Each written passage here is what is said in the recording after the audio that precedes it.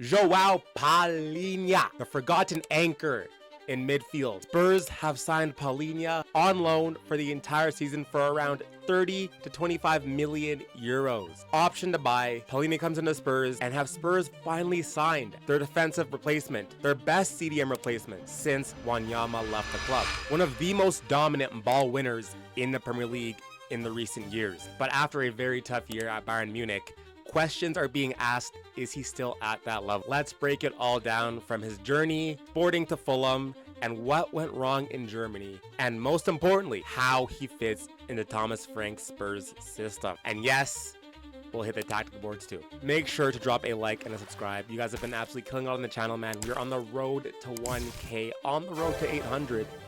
And yeah, I can't thank you guys enough for all the support. So without further ado, let's get right into the video. João Palhinha was born in Lisbon in 1995 and came through the academy at Sporting CP. But like many other Portuguese midfielders, his development came through a series of loan spells. Now bear with me here, I've googled this, I've tried to pronounce it, and I'm struggling, but I think the correct pronunciation of this club is Mareirense. And the other club that he was on loan with was, in my Portuguese accent, Belenenses. Bro, I don't even know, man. And of course, he was on loan with Braga as well, where he slowly built a reputation as a physically dominant, disciplined midfield presence. When he turned to Sporting in 2020, he helped them win their first league title in nearly 2 decades, anchoring the midfield with maturity and control. His parents are private individuals and not publicly known in detail, but João has occasionally referenced his close relationship with them, but hasn't shared much publicly about their names or professions. He has a younger brother named Gonçalo Palhinha, who is reportedly involved in business and not professional football. João is in a long-term relationship with Patricia Palhares, a Portuguese model and influencer. The couple is well known in Portugal and often shares photos together on social media. They've been together for several years and are considered one of the more private but admired football couples in the country. Palhinha is known to be grounded and family-oriented. He frequently speaks about the importance of his upbringing and how his family supported him through the many ups and downs in his early career.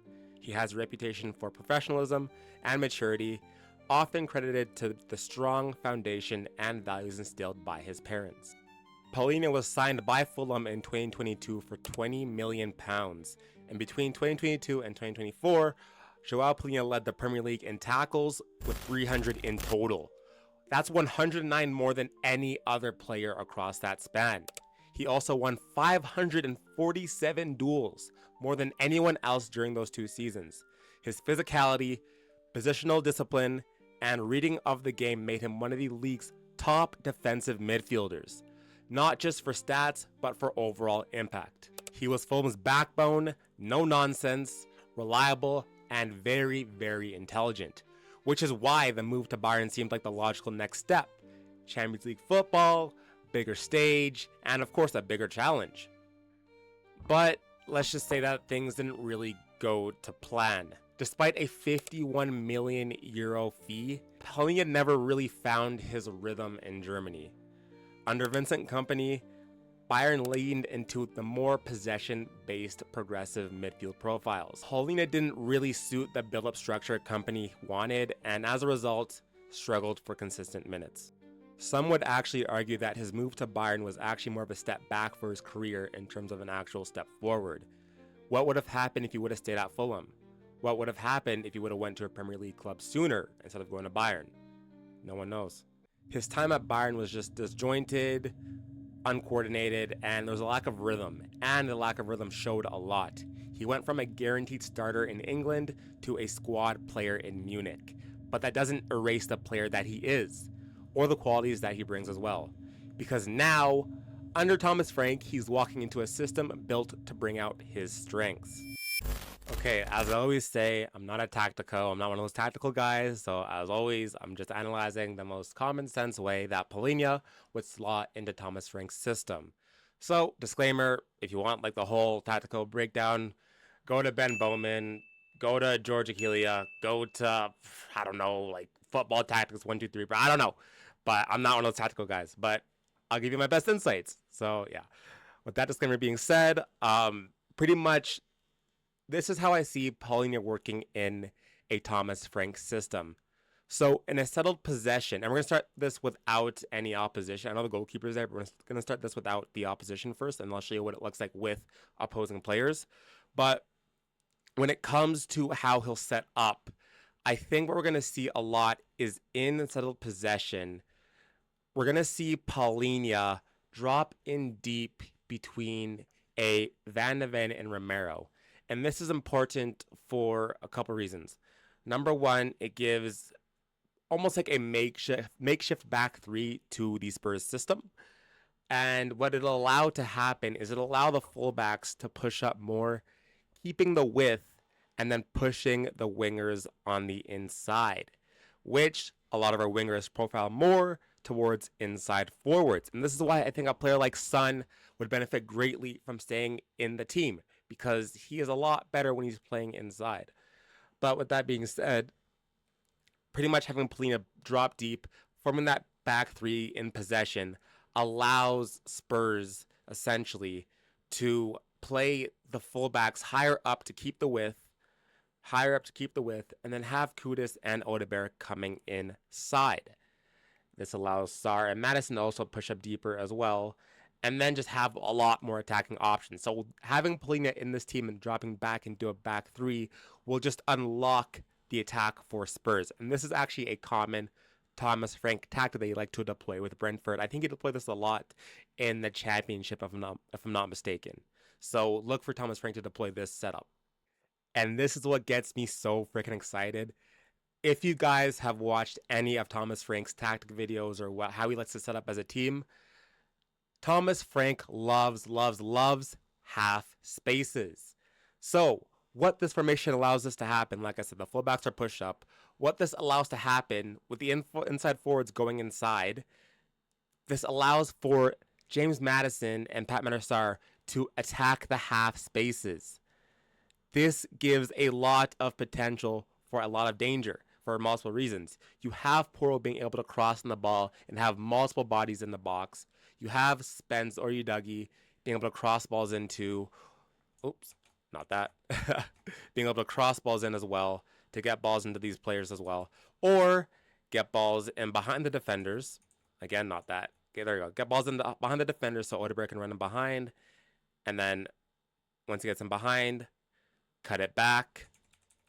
Or what allows to happen is you have Maddison and Sarr being box crashers. And I think a player like Sarr being a box crasher will benefit greatly from this sort of tactical setup. So I'm super excited about this, man. So like I said, looking at it with opposition now, what we're going to see, just to make it very clear once again, you're going to have Odegaard pushing it as an inside forward, Kudus pushing it as an inside forward, Porro and Spence holding the width to give these fullbacks a lot of things to think about. And then you're going to have Palhinha simply just drop into the back three, Van de Ven pushes over, and then Romero pushes over. And you have Maddison and Sarr being able to attack these half spaces. Also, half space right here. So multiple options there for the attacking midfielders and for Sarr as well. And then what's going to happen is when the opposition gets the ball, you're going to have essentially three people to beat, three lines of defense. You're going to have Palhinha then step up to shut shit down. Full stop, straight up, shut shit down. That's Palhinha's job in the system, is to shut shit down. So let's say, God forbid, you get past Palhinha. Okay, you get past Palhinha. Then you have Van de Ven and Romero to then stop you. And then if you get past them, then it's probably a goal. But we also have a cardio in net, so hopefully we'll be okay. But yeah, so pretty much what's going to happen is when the opposition gets the ball, you're going to have Palhinha step up out of that back three to intercept and stop balls and get it back out to either the fullback, recycle it back to the center back, and then restart play. So Palhinha is going to be stepping out of this back three a lot and pretty much patrolling the entire front of the back line here, just being an absolute destroyer, almost like Rodri-esque. This is what Thomas Frank values a lot: structure, balance, and control, not endless passing just for the sake of it. Palhinha is a damn near natural fit as the defensive anchor, And let's clear something up. His on-the-ball ability is not exactly a weakness.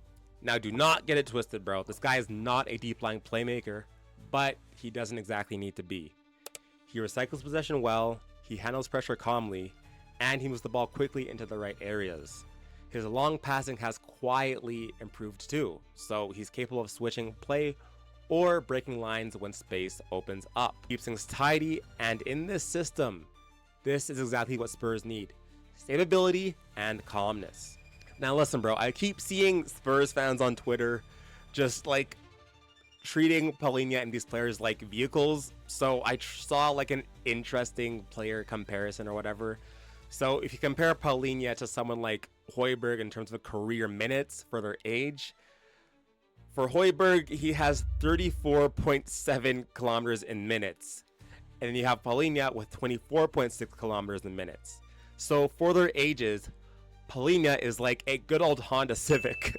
He's 30 years old, but his legs are fresh and he's played around 10,000 minutes fewer than someone like a Højbjerg.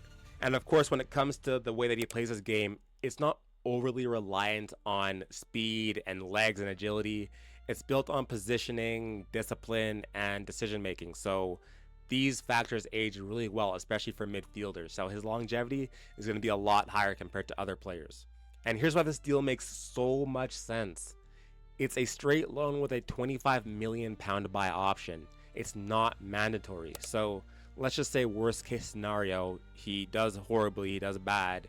We can just send him back to Bayern and it would be no problems at all. So it's low risk. If he settles and performs like he did at Fulham, it's a bargain. If not, then Spurs move on. End of day. This isn't a flashy signing, but it's a functional one. It's one about restoring balance to a midfield that's often been labeled as too easy to play through. Listen, bro, what I saw at Spurs last season, our midfield was getting ran through like Bonnie Blue, bro. Like, I am not trying to have our midfield look like an OnlyFans model's legs, bro. Like, full stop, man. So Palhinha adds a lot of calmness and stability into a leaking midfield. Wow, bro, that is actually so crazy to say. I urge Spurs fans to please, please, please do not let one down year in Germany cloud the bigger picture. João Palhinha was one of the most effective ball winners in the Premier League over 2 full seasons. And now he's in a system that fits his playstyle. He raises Spurs' floor immediately, and if things click, he could be one of the most important pieces in this rebuild. If you enjoyed this breakdown, make sure to drop a like and a comment and let me know what you guys think of João Palhinha coming to Spurs. Is this a smart signing or is this another disaster waiting to happen?